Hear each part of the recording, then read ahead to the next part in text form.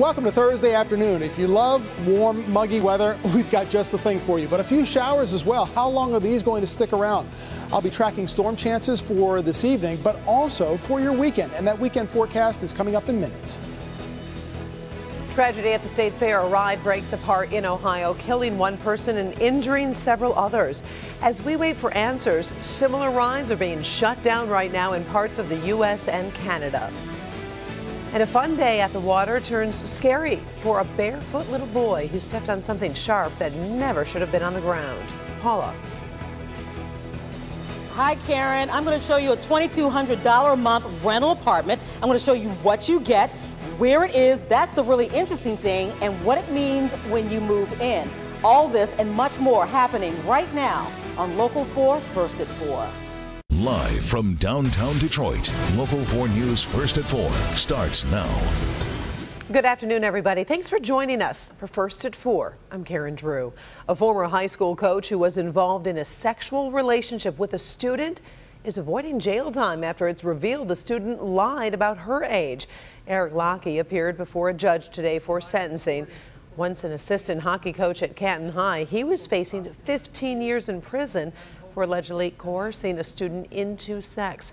But he was given 2 years probation today after the judge revealed new evidence showing the 15-year-old girl met Lockie on the dating app Tinder while claiming to be 19.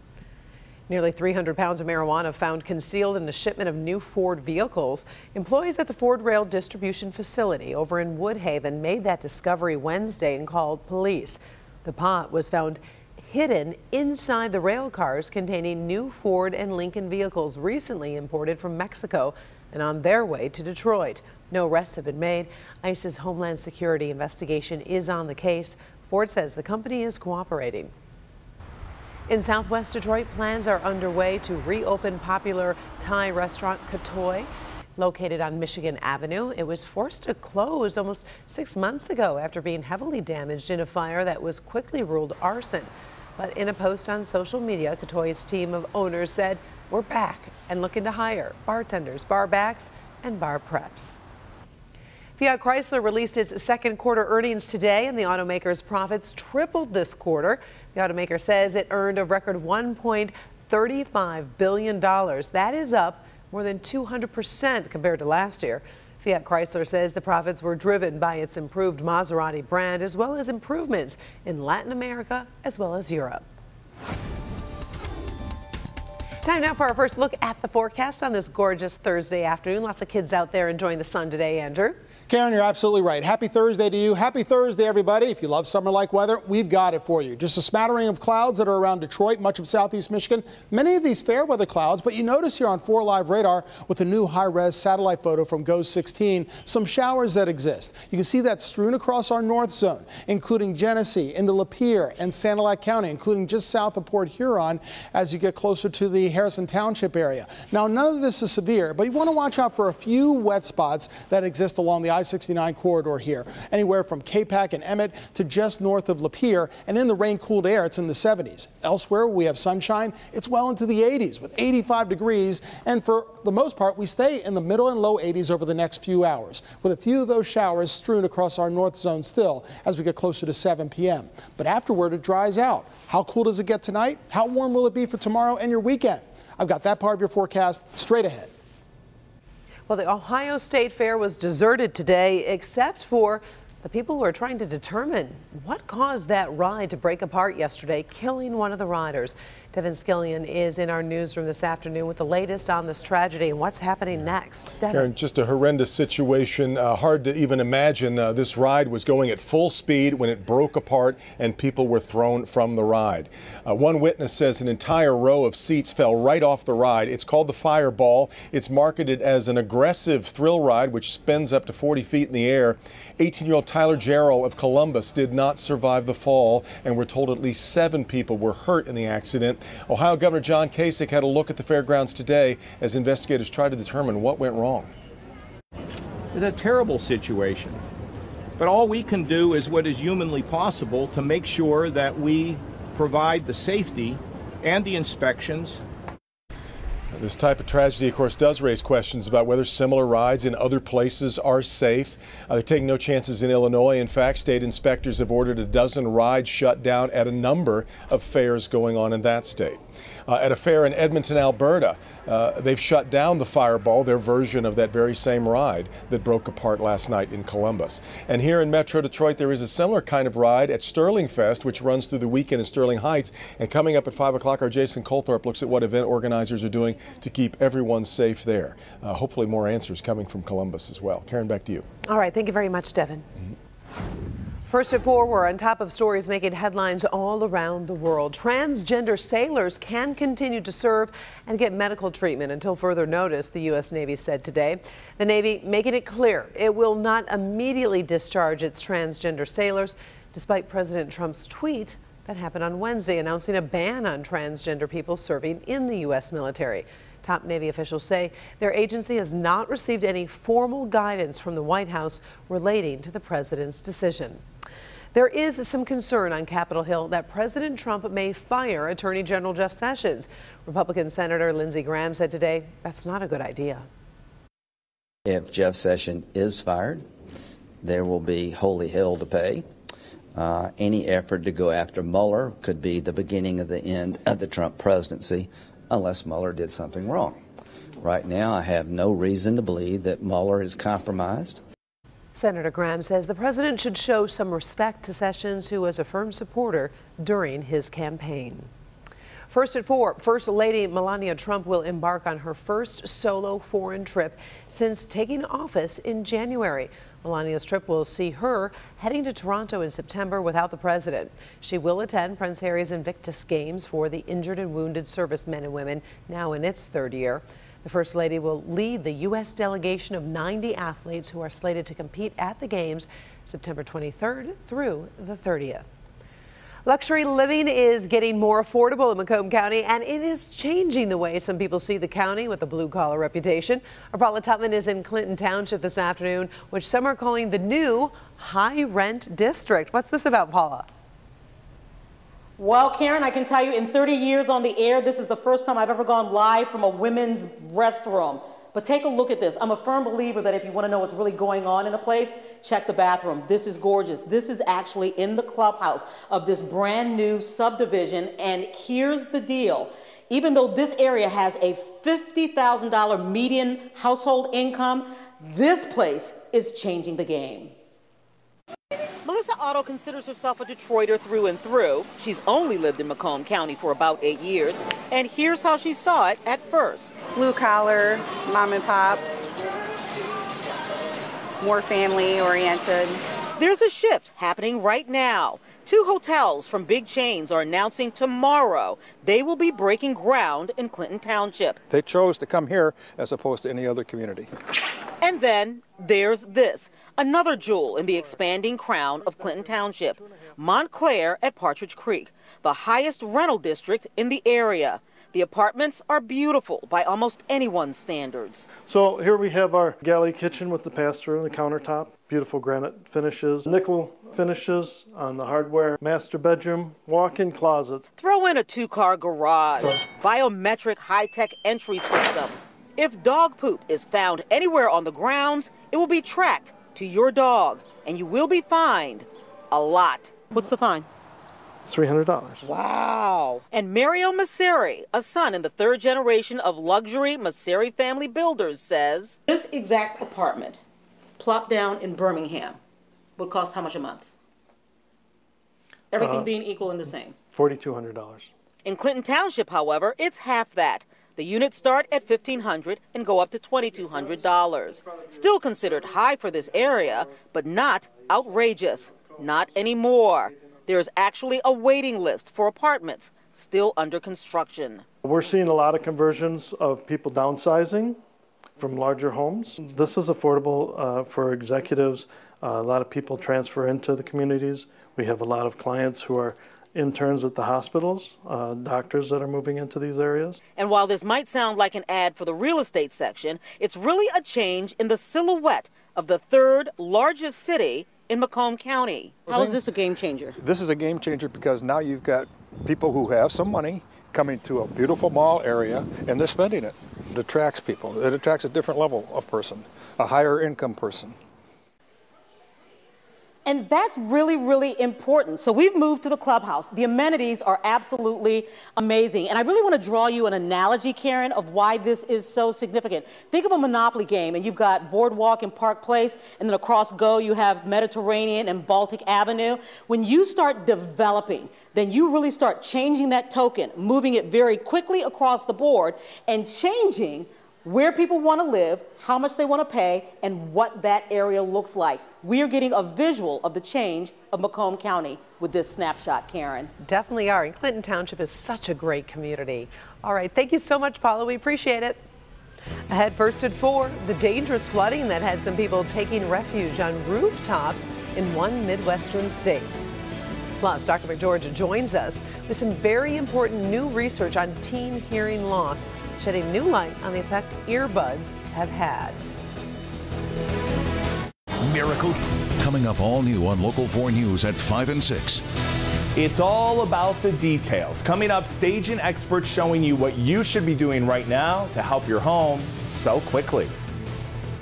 All right. Thank you, Hank. In good health, some positive news today for people who like to listen to music through headphones. Dr. McGeorge is here with some encouraging data. I was expecting this is going to be something negative, and you got some positive. Finally, good news, actually. Despite an increase in teenagers using headphones and earbuds, a recent study and new research suggests that it may not be harming their hearing as much as it had been feared. In fact, the study from the University of California, San Francisco analyzed data on more than 7,000 teenagers who'd had their hearing tested. Now, the prevalence of hearing loss, go figure, did not change significantly in the past 10 years. Now, I want you to keep in mind, while reassuring, keep in mind loud noises can still and do affect hearing in the long run. Well, speaking of young people, I know you've got a story about binge drinking and that going on in college, because we've done many stories on how this has become a major issue. Right. Well, it's an interesting trend now, because after years of binge drinking actually among college students going up, those rates are finally dropping, as a matter of fact. So I guess more good news, basically. Between 1999 and 2005, binge drinking among college students had jumped from 37% to 45%. That trend then reversed, falling back to 37% by 2014. However, the interesting thing is those numbers are on the rise in young adults who are not enrolled in college. In fact, 40% of that group reported binge drinking. So clearly, this is still a major issue for young adults everywhere. Keep in mind, too, binge drinking is defined as 4 drinks for women or 5 drinks for men within a 2-hour period. And incidentally, binge drinking will also cause your blood alcohol level to rise above the legal limit of 0.08, which encourages sort of a loss of judgment and further drinking, which is why it is especially harmful. A deadly, deadly decision there. All right. Thank you, Doc. Well, some dangerous conditions this morning after heavy rains in parts of Missouri. This video is from Kansas City, where at least 7 inches of rain fell overnight. Emergency crews responded to numerous water rescue calls, including this one, where first responders cut a hole in the roof of a restaurant to rescue 2 people. Cars were stalling or were completely swept away. Today's weather forecast calls for temperatures in the 80s with a 20% chance of rain.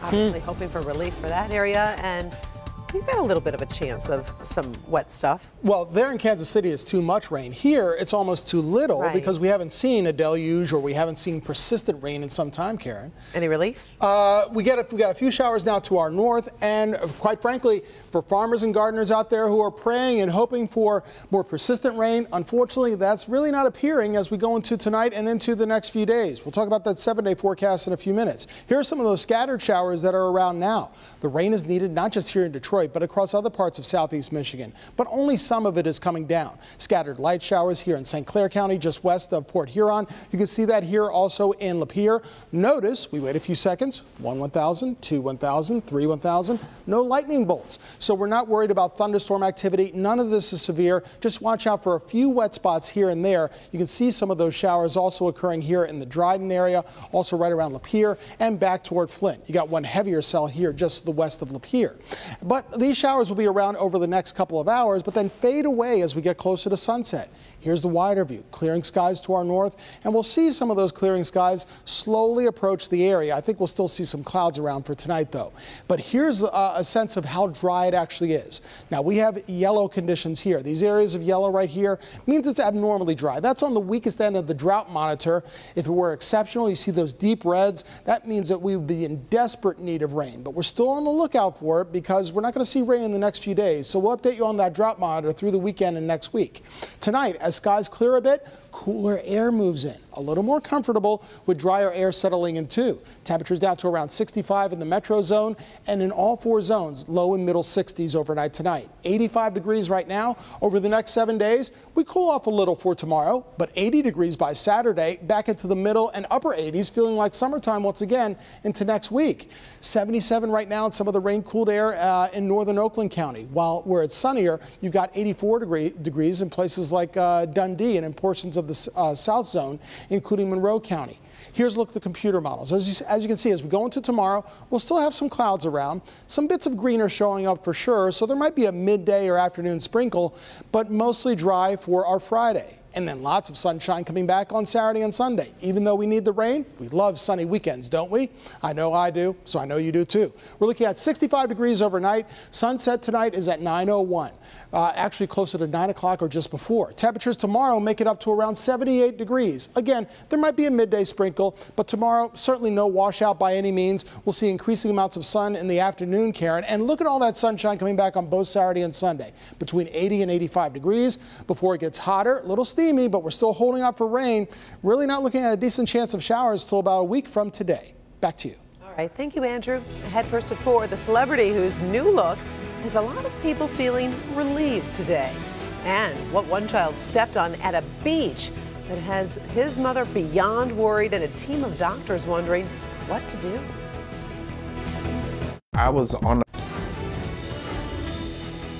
Welcome back, everybody. Time now for a look at today's top trending stories on this Thursday. And a mom is really worried after her 11-year-old son accidentally stepped on a pack of syringes at a North Carolina park while barefoot. Margaret Johnson says it happened Monday while she and her son Logan were at the park enjoying the water. Logan took off his shoes to run and feel the grass like any kid would do. Well, while running, he stepped on a bag of needles. Logan says one poked him in the toe. Felt like something just poked it, like a little bee or something. Scary, because I have no idea if this person anything. Logan spent 7 hours in the emergency room. Doctors took blood, put him on 3 different antibiotics. Police say there has been a rise in needles being left at the park. Also trending today, singer Justin Bieber struck a paparazzo with his truck while trying to leave an event in Beverly Hills. Video captured last night's show Bieber getting behind the wheel. Then, while trying to pull off, he actually slams into the 57-year-old man. Yes. Oh my goodness. Bieber is then showed offering assistance to that man, who was eventually treated for minor injuries. All of this comes just days after Bieber canceled the rest of his worldwide tour due to, quote, unforeseen circumstances.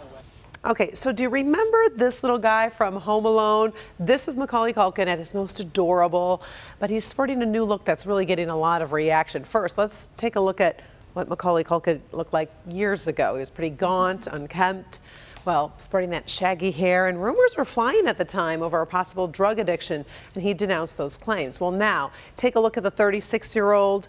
These days, Macaulay Culkin was seen Monday in Los Angeles. He was photographed leaving a store looking happy, showing off a shorter haircut. The image is getting a lot of attention on social media, with many people saying they feel relieved that he's looking so healthy. Coming up next on First at 4, the dramatic event that turned this firefighter and this dog into fast friends. A swimmer out enjoying a beautiful day on the water, when suddenly he's in danger. We do have one victim in the water. Even inexperienced swimmers can get caught in a bind. What do you do when every second counts? Oftentimes the original person who's struggling in the water is rescued, and then the person that jumped in to save them, ends up drowning. Tonight at 11, danger on the water. Emergency first responders show you how they pull a swimmer to safety, minute by minute, and the one move that could save a life. Let's start